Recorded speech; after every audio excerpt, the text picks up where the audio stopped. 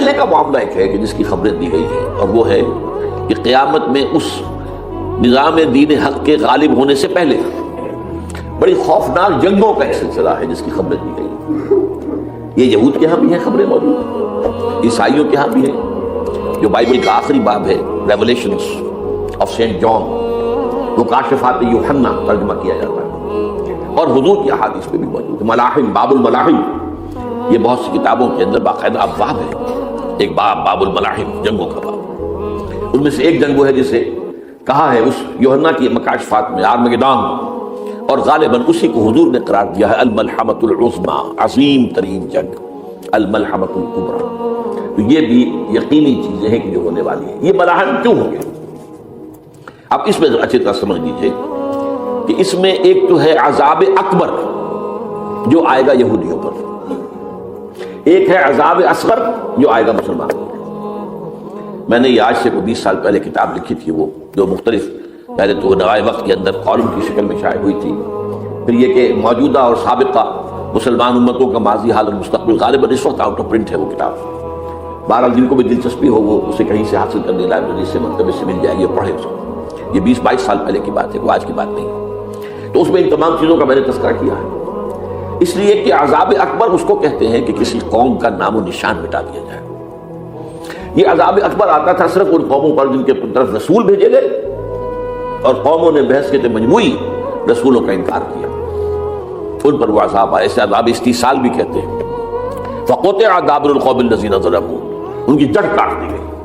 ایک جڑ کاٹنا ہوتا ہے، درخت کو کاٹنا ہوتا ہے، درخت کو کٹے گا تو پھر دوبارہ جڑ میں سے شاید وہ نکل آئے، لیکن نہیں، جڑ سے کھینچ۔ لا یری الا مساکنہم، یہ عذاب جو ہے اب کسی قوم پر نہیں آ سکتا، اس لیے کہ اب کوئی رسول تو آئے گا ہی نہیں، لیکن ایک قوم پر یہ تاریخ کے قرضے کی حیثیت سے موجود ہے، اور وہ قوم یہود ہے۔ ان کی طرف رسول بھیجے گئے حضرت عیسیٰ ابن مریم، رسولا الی بنی اسرائیل، اور انہوں نے یہ بات تو بہت دور کی تھی کہ مانتے انہیں اور ان پر ایمان لاتے، ان کا جو کچھ کیا ہے آپ کو معلوم ہے، انہیں ولد الزنا قرار دیا، جادوگر قرار دیا، واجب القتل قرار دیا، اپنے بس پڑتے سولی پر چڑھوا کر دم دیا۔ حالانکہ بار ہوا یہ نہیں ہے، اللہ نے انہیں اس سے پہلے ہی زندہ اٹھا دیا آسمان پر، دوبارہ وہ آئیں گے بہرحال۔ لیکن اس قوم کے اوپر وہ عذاب جو ہے وہ قرض ہے تاریخ کا، وہ قرض ادا ہوگا۔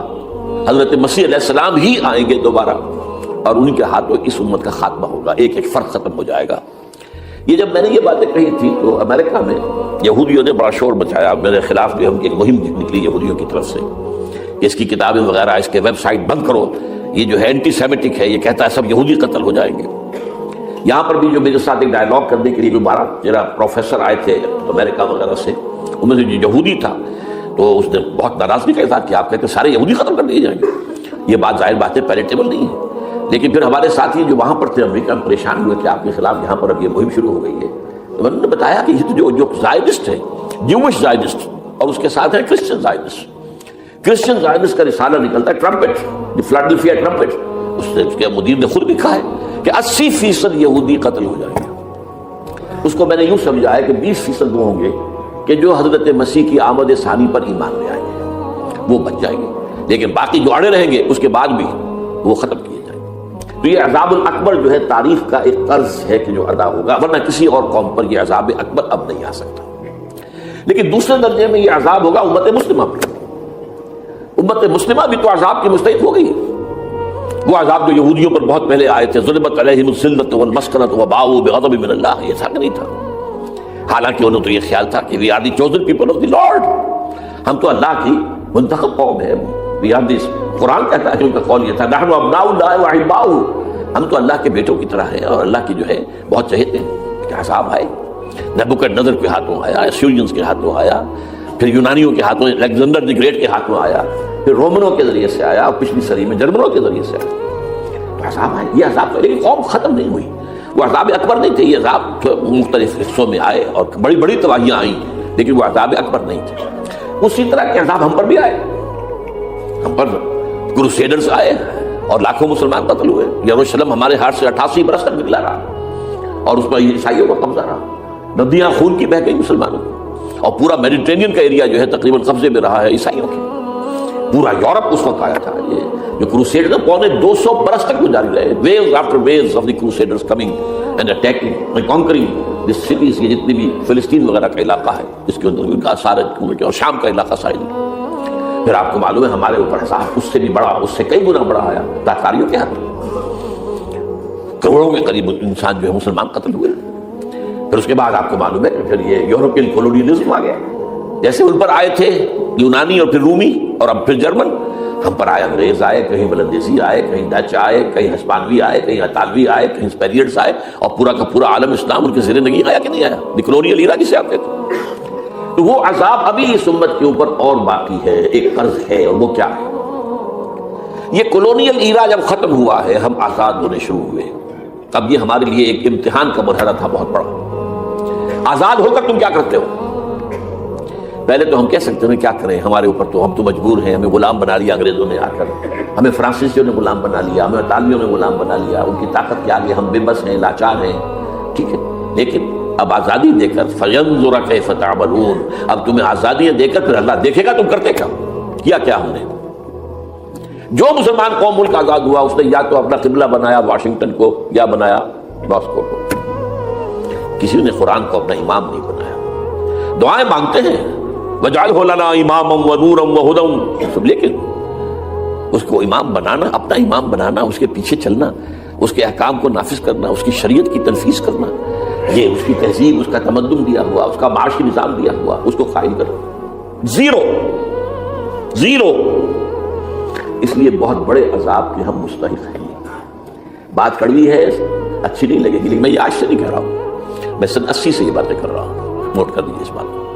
البتہ اس میں یہ ہے کہ اس امت کا معاملہ سب کا ایک جیسا نہیں. لیسو سواء, جیسے سورہ آل عمران میں کہا گیا ہے کہ یہ اہل کتاب بھی سب ایک جیسے نہیں, ان میں بھی کچھ نہ کچھ نیک لوگ تھے.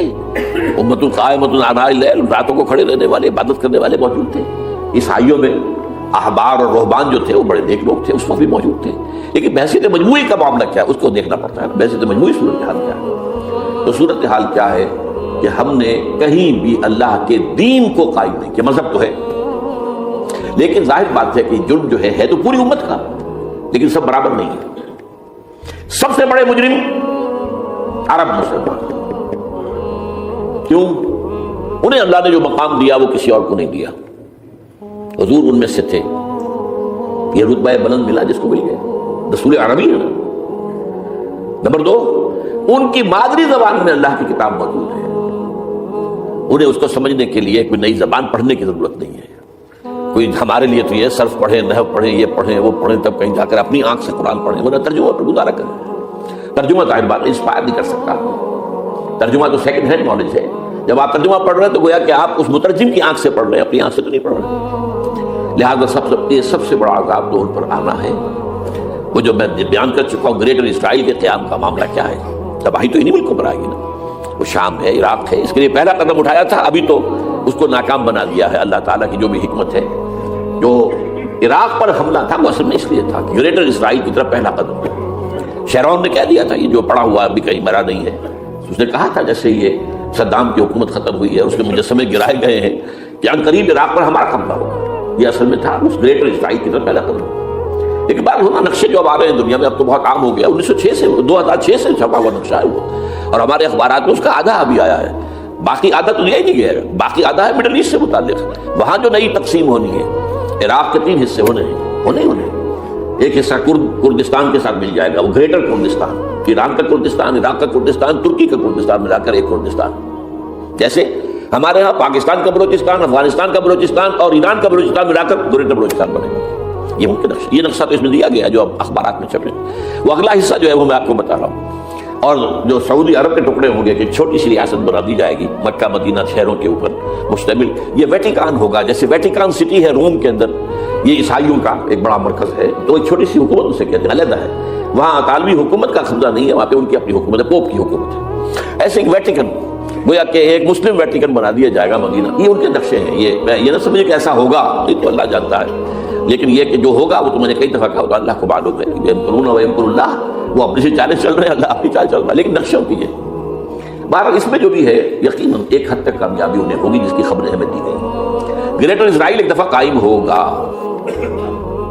سعودی عرب سے بھی شمالی حصہ لے لیا جائے گا، مدینے میں داخل نہیں ہو سکیں گے بس۔ اچھا مکے کو وہ کلیم نہیں کرتے، مکے سے انہیں کوئی سروکار نہیں ہے، لیکن یہ کہ مدینے کو وہ کہتے ہیں یہ ہمارا ہے، ہمیں یہاں سے نکالا گیا تھا، اور وہاں لیکن حدیث میں ہے کہ مدینے میں داخل نہیں ہو سکے گا دجال اور اس کی جو فوج ہے۔ لیکن باقی شام، عراق، فلسطین، لبنان اور ترکی کا جنوبی حصہ اور مصر میں جو ہے یہ سینائی پیننسلا کے ساتھ ساتھ سارا گوشت تو رو رہے ہیں ابھی تک یہودی کہ کیوں واپس کر دیا سینائی پیننسلا۔ 1967 وار میں ہم نے جیتا تھا اسے، بعد میں وہ اسحاق ریبن اور یاسر عرفات کے درمیان دوستی کروائی تھی کلنٹن نے، جس کے نتیجے میں وہ واپس آیا ہے۔ لیکن یہ کہ وہ واپس لے گئے، اور اس کے علاوہ جو فرٹائل علاقہ ہے نائل کے ڈیلٹا کا وہ بھی ان کی شامل ہے۔ تو اس ظاہر بات ہے جب یہ ہوگا تو بڑی تباہی آئے گی، اس میں تو کوئی شک ہی نہیں۔ تو سب سے بڑی تباہی مسلمانان عرب پہ آئے گی، کیوں؟ وہ مستحق ہیں اس کے، انہوں نے اس کے باوجود کہ قرآن ان کی اپنی زبان میں ہے، انہوں نے اس قرآن کو اپنا امام نہیں بنایا۔ نمبر 2 پر میں ہمیشہ کہتا رہا ہوں کہ جو مسلمانان عجم، اگر فرض کیجئے کہ 140 کروڑ مسلمان اس دنیا میں ہیں تو 30 کروڑ کے قریب جو ہیں وہ عرب ہیں، باقی 110 کروڑ جو ہیں، 1 ارب سے زیادہ تو غیر عرب مسلمان ہیں۔ ان میں سب سے بڑے مجرم جو ہیں وہ ہم مسلمانان پاکستان۔ ہم نے ایک تقسیم کرائی اسلام کے نام پر، ہم نے کہا کہ ہم اسلام کا نظام قائم کریں گے، اور اللہ نے ہمیں معجزے کے طور پر حکم عطا کر دیا پاکستان۔ اب قمری حساب سے 63 برس گزر چکے ہیں، جو آپ 61 کہتے ہیں، اگر قمری حساب رکھے 63 برس ہو چکے، کہاں ہے اسلام؟ لہذا مستحق۔ لیکن اب اس میں یہ ضرور ہے کہ ابھی پاکستان کے معاملے کو میں سمجھتا ہوں کہ ہینگنگ ان دی بیلنس والا معاملہ ہے، ابھی نہیں کہہ سکتے۔ اللہ تعالیٰ شاید کوئی توفیق دے دے، کوئی معجزہ ہو جائے، کیونکہ میرا تو یقین یہ ہے کہ یہ قائم بھی معجزے سے ہوا ہے، جس پر میں نے تفسیر کتاب میں لکھا ہوا ہے اپنی استحکام پاکستان، اور اب کوئی دوبارہ معجزہ ہو سکتا ہے۔ اور معجزہ کیا ہوگا؟ کہ پوری قوم میں توبہ کی ایک کیفیت پیدا ہو جائے، اللہ کے کرنے سے ہو سکتی ہے۔ تمام انسانوں کے دل جو ہے اللہ کی 2 انگلیوں کے مابین ہے، حضور نے ہمیں خبر دی ہے، جدھر چاہتا ہے پھر دیتا، تو کوئی عجب نہیں کہ ایسا ہو جائے۔ بہرحال اس اعتبار سے میں آپ سے عرض کر رہا ہوں کہ یہ پاکستان کے بارے میں نے جو آپ کو 2 آیتیں سنائی ہیں سورہ انبیاء کی، اس آخر کے حصے میں آئی ہیں سورہ انبیاء میں، وَإِنْ أَدْرِي أَقَرِيبٌ أَمْ بَعِيدٌ مَا تُوعَدُونَ۔ دیکھو لوگوں، مجھے یہ معلوم نہیں ہے کہ جس عذاب خداوندی کا تم سے وعدہ کیا جا رہا ہے وہ قریب آ گیا یا دور ہے۔ یہ حضور سے کہا جا رہا ہے، قل، آپ یہ کہتے ہیں إِنْ أَدْرِي أَقَرِيبٌ أَمْ بَعِيدٌ مَا تُوعَدُونَ۔ ساتھ ہی یہ بھی فرمایا وَإِنْ أَدْرِي لَعَلَّهُ فِتْنَةٌ لَكُمْ وَمَتَاعٌ إِلَىٰ حِينٍ، اور مجھے نہیں معلوم، ہو سکتا ہے کہ یہ تمہارے لیے ایک فتنہ بن کر معاملہ آ گیا ہو اور ابھی تمہیں اور مہلت دے دی جائے۔ اس حوالے سے ہم نہیں کہہ سکتے، اب آپ کو معلوم ہے میں تفصیل سے بیان کر چکا ہوں جس طریقے سے مجموعی طور پر پاکستان کا گھیراؤ کیا گیا ہے، اور جس طریقے سے یہ جتنا نیو کونز کا اور کرسچن اور جو جیوش زائنسٹ ہیں، اور اب ان کے اندر اضافہ کیجیے ہندو زائنسٹ کا، اب یہ جس طریقے سے گھیرے کے اندر لے رہے ہیں پاکستان، جس طرح بھارت کی فوج افغانستان میں بھی آ رہی ہے، اس نے اپنے کتنے قونصل خانے کھولے ہوئے ہیں افغانستان میں، کس لیے؟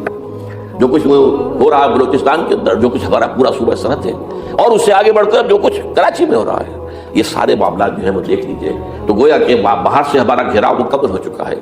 اور اس میں یہ ہے کہ تازہ جو بمبئی کے اندر جو ہوئے ہیں معاملات کو نوٹ کیجئے، کس طریقے سے اب اسے کہا جا رہا ہے کہ کسی مسلمانوں نے کیا ہے، حالانکہ اس کے اندر سب سے بڑا ثبوت یہ ہے کہ ایک ہندو ہیمنت، جس نے کہ وہاں ساری تحقیقات کی کہ سمجھوتا ایکسپریس کو جو اڑایا تھا کس نے اڑایا تھا، اس کے انہوں نے کہا جب کی ہے تحقیقات، اب یہ اس کو گیو دم دی کریڈٹ۔ ہندو قوم کے اندر کم سے کم یہ بھی بات موجود ہے، جہاں وہ بدماشیاں ہیں یہ بھی ہے، یہ خیر بھی ہے، جہاں برائیاں ہیں ان کے اندر وہ خوبیاں بھی ہیں۔ ان کا ایک کمیشن ہے صاف ایک ہندو کو، اور ہندو بھی سرونگ کرنل کا یہ ہے ماسٹر مائنڈ، اس نے کروایا اور وہ گرفتار ہوا، serving kernel of Bharat army. تو اب ظاہر بات ہے کہ اس کو مارا گیا ہے بمبئی میں، اس کو مسلمان کاہے کو مارے گئے؟ مسلمانوں کا تو وہ کہ محسن تھا، وہ مسلمان کس وجہ سے اسے مارے گئے؟ اسے مارنے والے کون ہیں؟ وہی ہندو زائنسٹ کہہ لیجیے ان کو، یا ہندو تشدد پسند کہہ لیجیے، جو پاکستان کو ختم کرنے پر تلے بیٹھے ہوئے ہیں۔ یہ ان کا در حقیقت کام ہے کہ اس شخص نے اتنی بڑی حرکت کی کہ ہمیں جو ہے ہماری سازش کو بے نقاب کر دیا۔ تو اصل میں لیکن یہ سب کچھ جو ہو رہا ہے وقتی طور پر تو بہت ذرا طوفان اور جوش آیا تھا، معلوم ہوتا تھا کہ شاید 9/11 والا معاملہ جو تھا نیو یارک کا، اس کے نتیجے میں جو ایک دم امریکہ جو ہے نکلا ہے غصے کے اندر، اور پوری قوم اس کی کھڑی ہو گئی اور پوری دنیا جمع ہو گئی افغانستان پر حملے کے لیے، شاید ایسا معاملہ ہو جائے، لیکن نہیں، اللہ کا شکر ہے کہ یہ معاملہ جو ہے ان ادری لعلہ فتنۃ لکم ومتاع الی حین۔ ابھی کل کی جو تازہ ترین رپورٹ ہے وہ یہ ہے کہ اوباما کو بریفنگ دی گئی ہے کہ پاکستان کے جو نیوکلیئر بامز ہیں وہ ولنریبل ہیں، اور ان کے اندر اندیشہ ہے کہ وہ جو ہے شدت پسندوں کے ہاتھ میں نہ پڑ جائیں۔ اس کو کوئی نہ کوئی بہانہ انہوں نے بنانا. یہ جو میں آپ سے عرض کر چکا ہوں, کچھ ہمارے لوگوں کو یہ امیدیں ہو گئی تھی براک اوباما کے آنے سے. یہ میں نے پھر اس کے بعد ایک مضمون میں پڑھا ہے, آپ کے لیے بھی نئی بات ہوگی. براک کا لفظ جو ہے اس میں, یہ بھی اسلامی ہے, یہ برکت سے ہے. اس لیے کہ اس کا باپ جو ہے وہ سواحلی علاقے کا, سواحلی زبان جو ہے, کینیا کا ساحلی علاقہ جو ہے وہ سواحلی زبان جو ہے اس میں عربی کی بڑی آمیزش ہے, کیونکہ وہ تو بہت قریب ہے نا, عرب سے کتنا فاصلہ ہے, وہ درمیان میں وہ ریڈ سی ہے, بڑا چھوٹا سا سمندر ہے, تو سواحلی زبان میں عربی اثرات ہے. تو یہ برکت والی بات, جیسے ہم کہتے ہیں کسی کا نام برکت حسین, برکت علی, تو یہ وہ ہے براک برکت والا, براک حسین اور پھر حسین کا نظر. تو اس سے بڑی توقعات ہو گئی تھی, لیکن نظر یہ آ رہا ہے کہ جو بش کا ایجنڈا تھا, اس لیے کہ اصل میں اس کی پالیسی بنانے والے میں آپ کو بتا چکا ہوں کوئی ایک فرد نہیں ہوتا وہاں, وہ تو پورے ادارے ہیں, بڑے بڑے تھنک ٹینکس ہیں. اور یہ ثابت ہو گیا ہے کہ اس اوباما نے آتے ہی سب سے زیادہ کٹر جو زائرس تھا امریکہ کے اندر, جس کا نام ہی اسرائیل ہے, اسرائیل رحم جو ہے اسرائیل رحم ایمانویل, اس کو اپنا بنایا chief of the white house staff. اور یہ وہ شخص ہوتا ہے کہ جو گویا کہ جس کے گھیرے میں ہوتا ہے صدر امریکہ کا. صدر سے کون مل سکتا ہے, یہی فیصلہ کرے گا, کون نہیں مل سکتا, یہ فیصلہ کرے گا, کون سی رپورٹ صدر تک جائے گی, یہ فیصلہ کرے گا, کون سی رپورٹ روک لی جائے گی, یہ فیصلہ کرے گا. تو گویا کہ صدر کے کان بھی ہو, صدر کی آنکھ بھی ہو, لہذا صدر جو ہے اس کے تو اوپر گھیرا ہوتا, اور اس سے بھی آگے بڑھ کر نوٹ کیجیے, میں نے آپ کو پہلے بتایا بھی تھا, ساؤتھ ایشیا کے لیے اس نے اپنا ایڈوائزر بنایا ہے ایک ہندو کو. اس کا نام ہے سونال شاہ. اور یہ جو ہندوؤں کی تنظیم ہے, جو انتہائی جو ایکسٹریمسٹ ہندو ہیں, وشوا ہندو پریشد, یہ وشوا سری پرشانت ہے, جس کا اسٹوڈنٹ ونگ ہے بجرنگ دل کا. یا ساؤتھ ایشیا سے برا بھارت اور پاکستان, اس کے معاملات میں اس کا ایڈوائزر جو ہے سونال شاہ ہے. تو حالات جو ہے اس اعتبار سے انتہائی یوں سمجھیے کہ خطرناک. اور دوسری طرف اندرون معاملہ کیا ہے, سائنس کی دو اصطلاحات آپ نے سنی ہوگی, centrifugal forces, centripetal forces. Centrifugal وہ ہوتی ہے کہ جو مرکز سے توڑنے والی ہوتی ہے, بھاگتا ہے ہر ایک مرکز کو چھوڑ کر, یہ سینٹریفیوگل فورسز ہے. سینٹریپیٹل وہ ہوتی ہے جو مرکز کی طرف لانے والی ہو, جو ایک مرکز کے گرد لوگوں کو جمع کرے, تو مرکز گریز اور مرکز کی طرف رخ کرنے والی. ہمارے پاس سینٹریپیٹل فورس صرف ایک ہے, وہ اسلام ہے, اور وہ ہے نہیں. ہر چند کہیں کہ ہے, نہیں ہے, کہاں ہے, نظام کہاں ہے. مذہب تو ہے, مذہب تو انڈیا میں بھی ہے, مذہب امریکہ میں بھی ہے, مذہب کی تو کوئی کمی نہیں ہے. فاسٹسٹ گروئنگ ریلیجن میں نے بارہا کہا ہے, دنیا میں مانا جا رہا ہے کہ اسلام, لیکن مذہب دین نہیں. حضور بھیجے گئے تھے دین کو غالب کرنے کے لیے. هو الذی ارسل رسولہ بالہدی ودین الحق لیظہرہ علی الدین کلہ. سینٹریفیوگل فورسز آپ کو یاد ہوگا, میں نے گنوا دیا تھا ایک دفعہ. آپ کا نارتھ پول کیا ہے, NWFP, وہاں حکومت اس وقت کی ہے.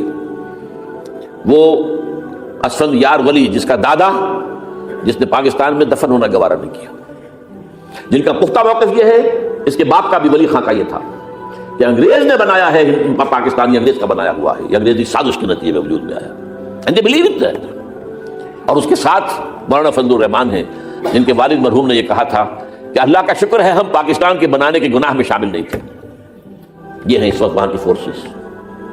اور جنوب میں نہ معلوم کب سے ان کا نقشہ بن رہا ہے, جب سے یہ MQM قائم ہوئی تھی, مہاجر قومی موومنٹ تھی, بعد میں انہوں نے اپنا رنگ بدلا ہے, کچھ تبدیل کیا ہے, لیکن یہ کہ اصل میں تو وہی ہے.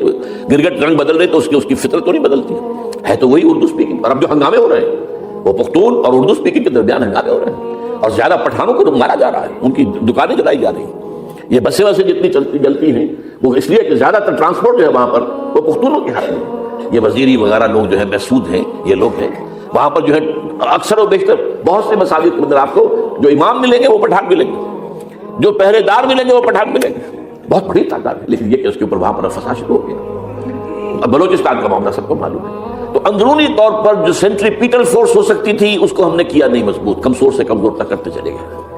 اور اب جو کچھ ہو رہا ہے, اب مضامین آ رہے ہیں, آئلی قوانین میں تبدیلیاں کیوں کی جا رہی ہیں. یہ جو اب جو کانفرنس ہوئی تھی جو UNO کے اندر, بیجنگ +5 کانفرنس, جو بات اس میں طے اور اس میں یہ تھا طلاق کے معاملے میں مرد اور عورت کو بالکل برابر کر دیا جائے. اب وہی کر رہے ہیں آپ. یہ سفاری آئی کائے کے لیے, جیسے مرد طلاق دے سکتا ہے عورت بھی طلاق دے سکتا ہے.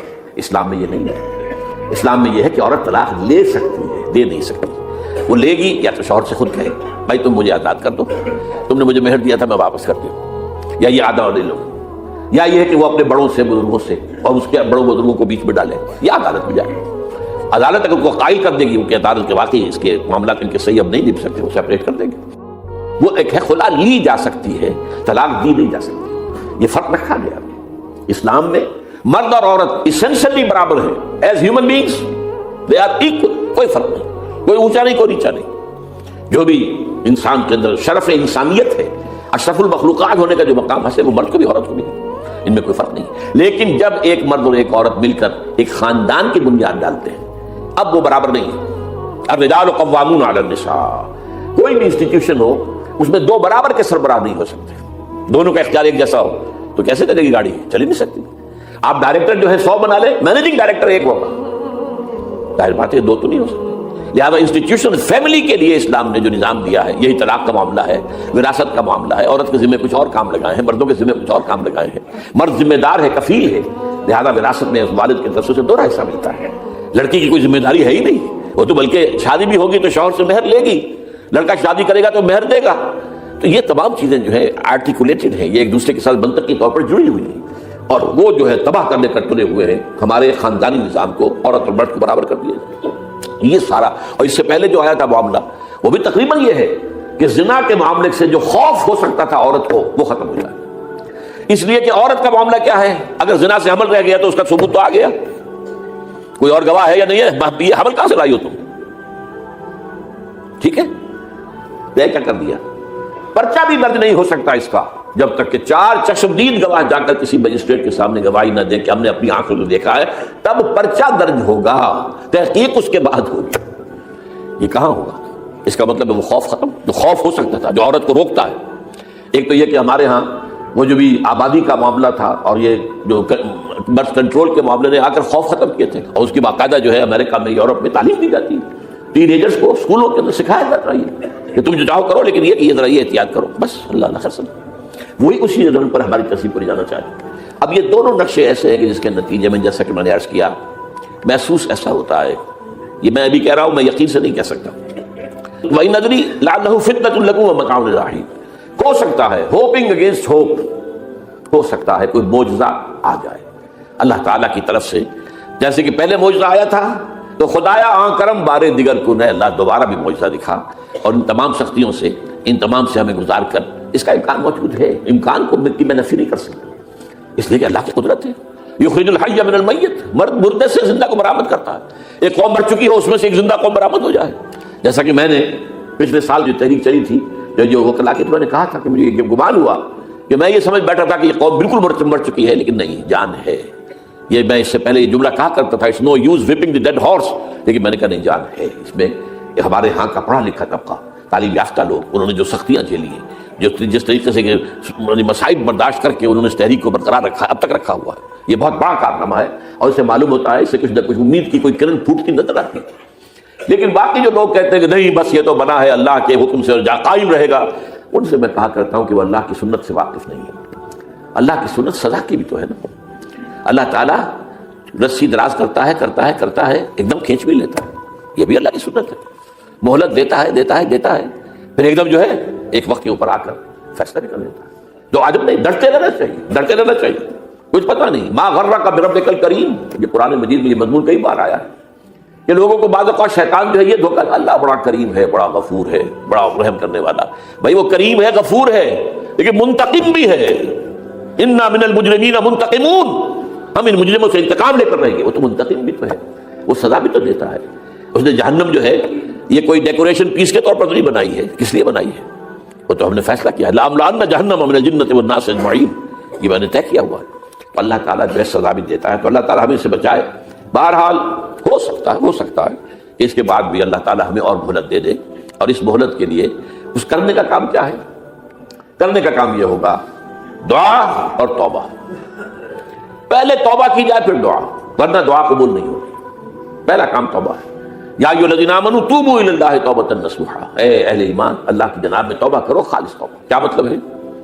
اپنی زندگیوں میں سے شریعت کے خلاف, ویسے بھی اخلاقیات کے خلاف, جھوٹ, دغا, فریب, دھوکہ, غبن, سب کو ختم کرو. سود, بے پردگی, عریانی, فحاشی ختم کرو. طے کر لو کوئی شریعت کے خلاف اور اخلاقیات کے خلاف, صرف شریعت نہیں, ایک بنیادی انسانی اخلاقیات ہوتی ہیں, اس کے سارے تقاضے پورے کرنے جو ہمارے یہاں ختم ہو چکے ہیں. میں نے جیسا کہ بارہا کہا ہے کہ اس وقت دنیا کی سب سے بڑی منافق ترین قوم جو ہے مسلمانان پاکستان ہے. جھوٹ اور وعدہ خلافی اور اس کے ساتھ جو ہے وہ غبن کا معاملہ جتنا ہمارے ہاں ہے, آپ پوری دنیا میں آپ کو کہیں گے. تو اس لیے پہلے توبہ کی جائے اور پھر دعا کی جائے. اس لیے میں نے آپ کو حدیث سنائی کہ اللہ کے فیصلے کو بھی کبھی کبھی دعا جو ہے لوٹا دیتی ہے. لیکن وہ دعا کب ہو؟ جب آپ نے اللہ کے ساتھ اپنا معاملہ صحیح کر لیا. فرمایا حضور نے، جو میں نے ترمذی کی روایت آپ کو سنائی، لا يرد القضاء الا الدعاء. اللہ کا فیصلہ بھی کبھی کبھی اللہ تعالیٰ کسی فیصلے کو مؤخر کر دیتا ہے. حضرت یونس علیہ السلام کی قوم پر اللہ کا فیصلہ آ چکا تھا، عذاب کے آثار شروع ہو چکے تھے، پوری قوم نے توبہ کی. اللہ تعالیٰ نے عذاب کو جو ہے وہ وہاں سے ہٹا لیا ان کے سروں پر سے، اور ایک مدت تک کے لیے انہیں مہلت پر سے لے لی. تو اس کے لیے تو یہ ہے کہ توبہ کی جائے اور دعا کی جائے. اور اس میں یہ ہے کہ اس میں توبہ کا ایک حصہ لازماً یہ ہونا چاہیے کہ ہم طے کر لیں کہ اللہ اب مجھے اپنی بہترین توانائیاں، اپنی قوتیں، صلاحیتیں، وسائل خرچ کرنے ہیں اور تیرے دین کو قائم کرنے کے لیے. اس کے لیے کسی نہ کسی جماعت کے اندر جس کو بھی آدمی سمجھے کہ ہاں یہ بہترین جماعت ہے، یہ صحیح ترین جماعت ہے، یہ واقعی اسلام کو قائم کرنے کے لیے کام کر رہے ہیں، واقعی اس طریقے سے کر رہے ہیں جس طریقے سے وہ ہو سکتا ہے. اگر آپ اس پر لیکن لازم سمجھیں لا اسلام الا بالجماعہ، کوئی اسلام نہیں ہے جماعت کے بغیر. یہ حضرت عمر رضی اللہ تعالیٰ عنہ قول ہے، اور حضور کی حدیثیں تو میں نے 12 آپ کو سنائی. انی آمرکم بخمس اللہ امرنی بہن بالجماعۃ والسمع والطاعۃ والہجرۃ والجہاد فی سبیل اللہ.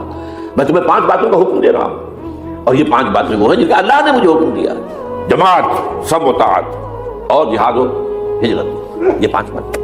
تو اس لیے توبہ کے اندر یہ لازمی جز ہونا چاہیے کہ اب ان صلاتی و نسکی و محیای و مماتی للہ رب العالمین. یہ فیصلہ کر لیجئے.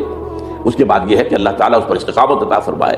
اس کی بھی خود دعا کیجئے کہ اللہ اب تو نے مجھے یہ ہدایت دے دی ہے، تو اب لا تزغ قلوبنا بعد اذ ہدیتنا وہب لنا من لدنک رحمۃ انک انت الوہاب.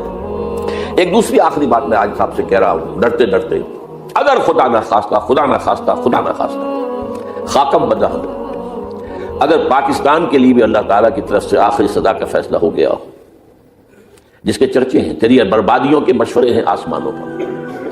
وہ آسمان اوپر کے آسمان اور زمین کے آسمان بھی تو ہیں نا. یہ امریکہ، یہ وائٹ ہاؤس، یہ پینٹاگون، یہ جو ہے اسٹیٹ ڈپارٹمنٹ، یہ سب کیا ہے؟ نیٹو کا ہیڈ کوارٹر، یہ ساری چیزیں کیا ہیں؟ تو تیری بربادیوں کے مشورے ہیں آسمانوں میں، اور اس کے لیے خبریں وہ دیتے آ رہے ہیں. بہت سے لوگ کہتے ہیں یہ خام خواہ کے ہیں ان کے، یہ ہمارا صرف بھی ہماری بددلی پیدا کرنے کے لیے نہیں، لیکن یہ کہ جو کچھ انہوں نے نقشے بنائے تھے وہ نقشے تو پورے ہوتے چلے آئے.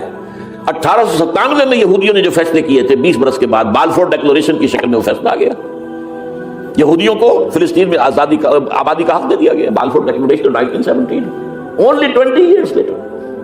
اس کے 20 سال بعد 48 میں اسرائیل قائم ہو گیا. کوئی تصور کر سکتا تھا 20ویں صدی کے اندر یہودیوں کی حکومت قائم ہو جائے گی دنیا میں؟ کہیں امکان کوئی نہیں تھا. پوری دنیا میں پھر ادھر ادھر پھیلے ہوئے منتشر، جسے وہ ڈائسپورا کہتے ہیں، اور یورپ میں تو شدید نفرت تھی ان سے.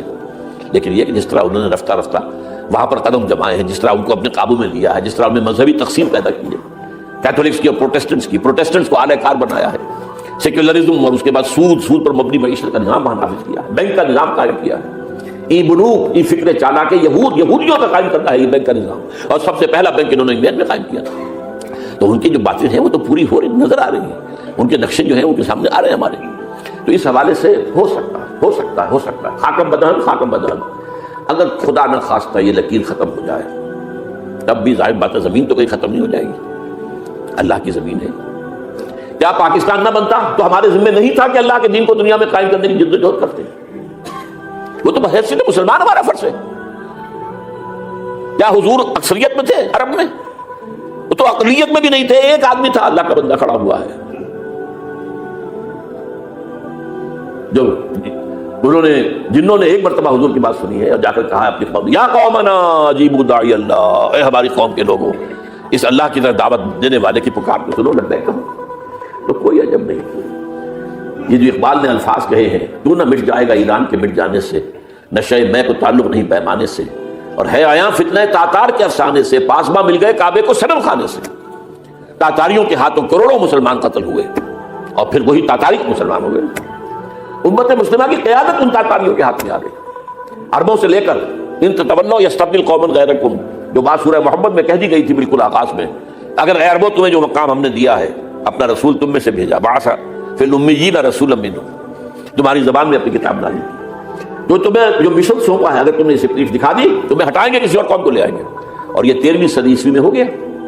1258 میں آخری خلیفہ بنو عباس کا اسے محل سے نکالا ہے مستعصم باللہ کو، اور ایک جانور کی کھال میں لپیٹ کر ڈال دیا ہے گلی میں اور گھوڑے دوڑا دیے اس کے اوپر۔ یہ آخری چراغ گل ہوا ہے بنو عباس کا، جس پر کہا تھا سعدی نے آسمارا حق بود بر خوب بارد بر بر زوال ملک مستعصم امیر المومنین۔ مستعصم باللہ نام تھا آخری خلیفہ کا، اس کی حکومت کے زوال پر آسمان سے خون بھی برسے تو اس کا حق ہے آسمان کو کہ خون کی بارش کرے۔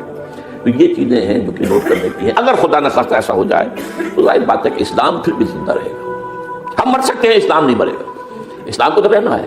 جیسا کہ حضور نے فرمایا کہ میں آخری رسول ہوں، تم آخری امت ہو، وہ تو یہ ہے، البتہ یہ ہے ہو سکتا ہے ہم سے یہ قیادت چھین کر کسی اور کو دے دی جائے، اور کوئی عجب نہیں کہ ہندوؤں سے ہمیں پٹوا کر ہندوؤں کے ہاتھ میں دے دی جائے۔ تاریخ کی میں مثال دے رہا ہوں، یہاں فتنہ تاتار کے افسانے سے پاسبا مل گئے کعبے کو سلم خانے سے۔ آخر ہندوستان میں 20 کروڑ مسلمان ہے کہ نہیں، بلکہ زیادہ ہے۔ آپ سوچئے اس ہندوستان کی سرزمین سے شیخ احمد دیدار پیدا ہوا تھا، جس نے پوری دنیا میں عیسائیوں کو جو ہے وہ مناظروں میں شکست دی ہے۔ اسی ہندوستان سے آج ذاکر نائک کھڑا ہوا، پوری دنیا میں ڈنکا بجا رہا ہے عیسائیت کے خلاف، یہودیت کے خلاف، ہندو مت کے خلاف، ان کی کتابوں سے، ان کے ویدوں سے، ان کے تمام جو اسکرپچرز ہیں ان کے حوالے سے ثابت کر رہا ہے تمہارا دین غلط ہے، تمہارے ہاں تو محمد کی بشارتیں موجود ہیں، دیکھو یہ کتابیں ہیں، یہ پڑھی۔ میں نے کبھی کہا تھا مولانا علی میاں رحمۃ اللہ علیہ سے کہ مولانا، میں یہ گیا تھا ان کے پاس ملاقات کے لیے، میرا خیال ہے کہ 82-83 کی بات ہے، کہ میں اور کسی سے تو توقع نہیں رکھتا لیکن آپ سے توقع رکھتا ہوں کہ آپ زیادہ روشن خیال علماء میں سے ہیں، کہ آپ ندوۃ العلماء لکھنؤ کے اندر آپ سنسکرت کی تعلیم کو لازمی کریں، تاکہ آپ کے فارغ التحصیل لوگ نکلیں تو وہ پڑھ سکیں ویدوں کو کہ ویدوں میں کیا لکھا ہوا ہے، ہندو کے ذہن کو تو سمجھے کہ ہندو کا ذہن ہے کیا، اس کا فکر کیا ہے، اس کی سوچ کیا ہے، اس کے عقائد کیا ہیں، جو وہ ظاہر کر رہے ہیں وہی ہے یا واقعی ان کی کتابوں میں کچھ اور ہے۔